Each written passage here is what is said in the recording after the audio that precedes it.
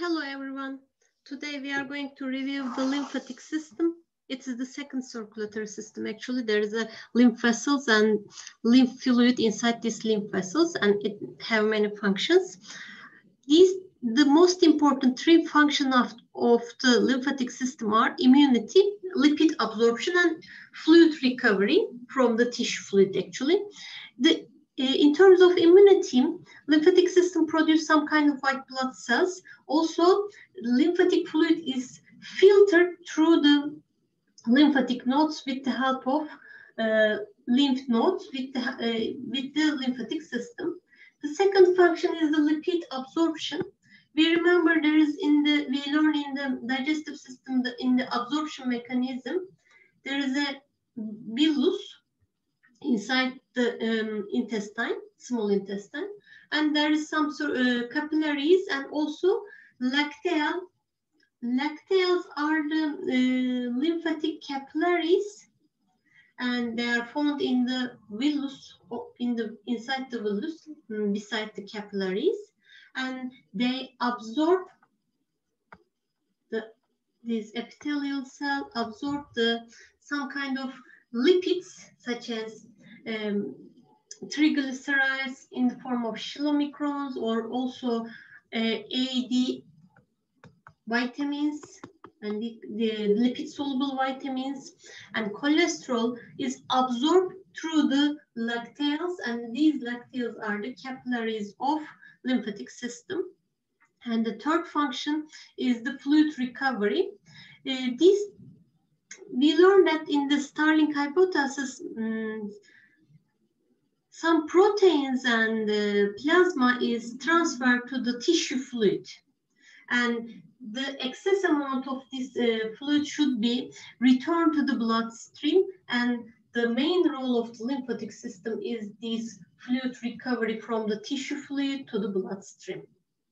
If there is a problem in this recovery, then the edema occurs in the tissues.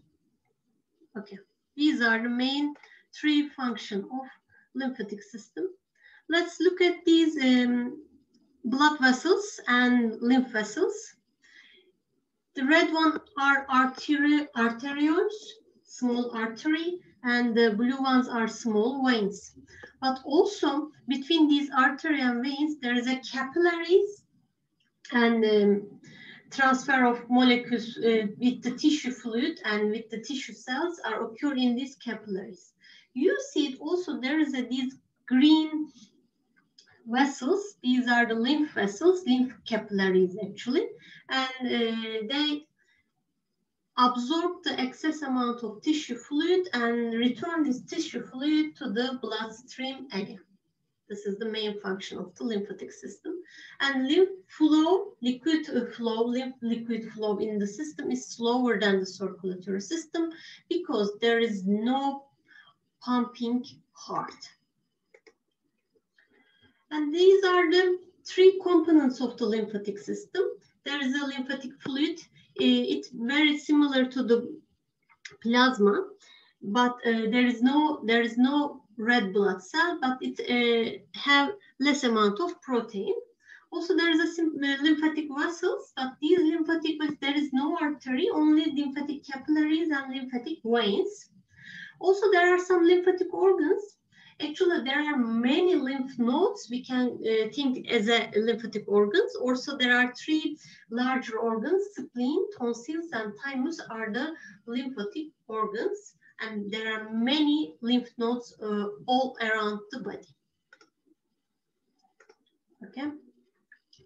Let's explain these characteristics of lymph components. Lymph fluid is 1 or 2 liters in the human body. It's very colorless fluid and similar to plasma, but it has much less protein and it doesn't have red blood cell erythrocyte. You see in this picture, there is a lymphatic capillaries. Lymphatic capillaries close at one end, you see, different from the blood capillaries. And there is a epithelial cell loosely overlapped, and therefore there is some kind of openings for the absorption of the tissue fluid. And tissue fluid always absorbed through the lymphatic capillaries, and these lymphatic capillaries carry this excess amount of fluid to the bloodstream. And there are also lymphatic vessels, and these are veins, not arteries. And lymphatic vessels have 3 layers, very similar to the veins. And these 3 layers are made up of smooth muscle inside, and the outer layer is connective tissue, inner layer is again epithelial tissue. And also these lymphatic vessels have valves.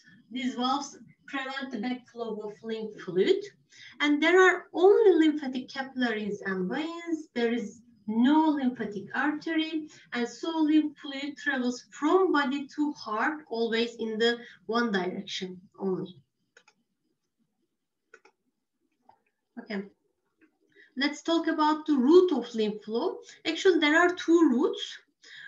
One route is from the right side of the body, right head, right arm, and right thorax. And the other route is from left side of the body, left head, left arm, left thorax, and also from the legs, right and left legs, and intestine. So this route flow, the right lymphatic duct, receive lymph from the right arm, right side of the head, and right side of the thorax. Okay. And after that, these lymph are emptied into the right subclavian vein. This is located here, right subclavian vein, and it receives it is the blood vessel that receives the lymph fluid from the right side of the body. After that, this right subclavian vein connect to the superior vena cava, and this lymph can reach to the right atrium of the heart. But the left side of the body, there is a thoracic duct. Thoracic duct is here. Okay, here, this is the main thoracic duct. And larger and longer, it begins a prominent sac as abdominal called the cisterna cyst. There's a cisterna cyst. The cisterna cyst, we remember this from the absorption of the lipids from the intestine. There's the intestine here, and the lacteals absorb the lipids, triglyceride, cholesterol, and lipid-soluble vitamins. And these lymph collected to the cisterna cyst, then thoracic duct. And after that, this thoracic duct receives lymph from the below diaphragm. Also, it receives the lymph from the left arm, left side of the head, and left thorax and neck, and empties this lymph into the left subclavian vein. It's located here under the clavicle bone. It's called left subclavian vein, and left subclavian vein connected to superior vena cava again, and to the right atrium of the heart. And this is the route of lymph flow in both directions, from right and left, and also for the absorbed lipids. Okay. Let me mention about the lymph nodes. There are many lymph nodes around the body, but lymph nodes, some kind of small organ that filter the lymph from bacteria and antigens. There are some lymph vessels called, if the lymph vessel brings the lymph fluid to the lymph node, they are called afferent lymph vessels. Also, there are some efferent lymph vessels that send these lymph from the node to the other part of the body. And the fewer afferent lymph vessels slows the flow through the node. There are some kind of macrophages. These are the white blood cells that phagocytosis. They make the phagocytosis of the bacteria and foreign substance.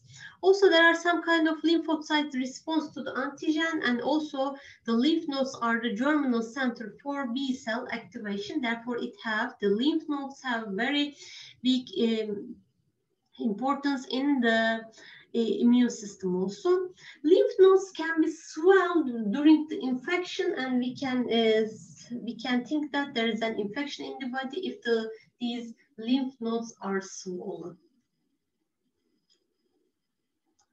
Okay.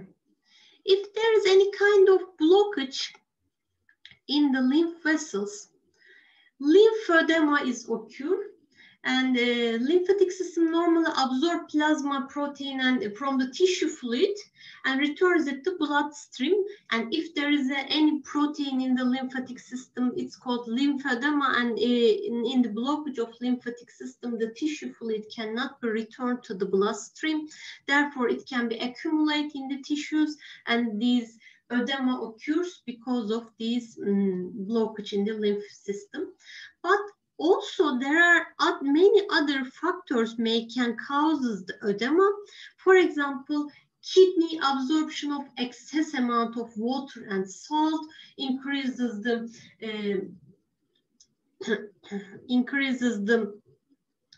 blood volume and blood pressure. Therefore, it increases the edema. Decrease in the concentration of blood proteins causes the decrease in the osmotic pressure of the blood capillaries. Therefore, it may causes the, again, edema.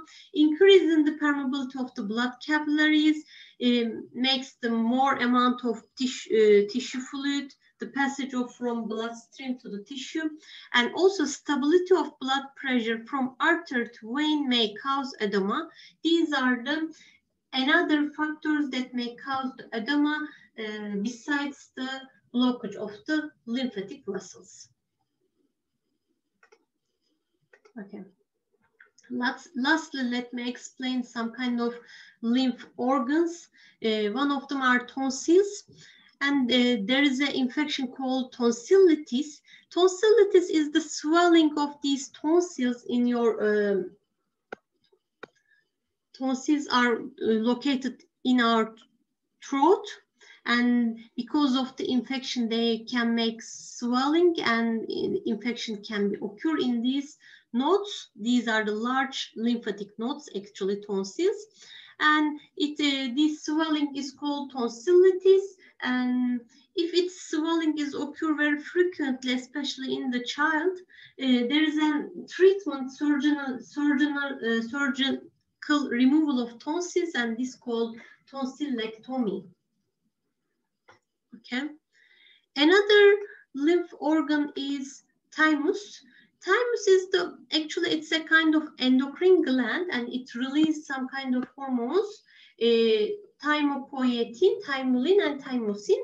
We learned the thymosin before, and thymus is very important for the maturation of T lymphocytes, T cells, T lymphocytes. These are white blood cells again, and the maturation of T lymphocytes occur in the thymus, and thymus is very large in the newborn, in the child, especially under the age of 1, but in the adults, the size of the thymus becomes smaller, and also function gets less. Okay, last lymphatic organ is called spleen, and spleen is the largest lymphatic organ, and it's located between stomach and diaphragm, under the stomach actually. And the spleen is important for blood production in fetus, blood reservoir, red blood cell disposal, and also it has some immune reactions such as filtering blood like other lymph nodes. And this is all about the lymphatic system. Thank you for listening.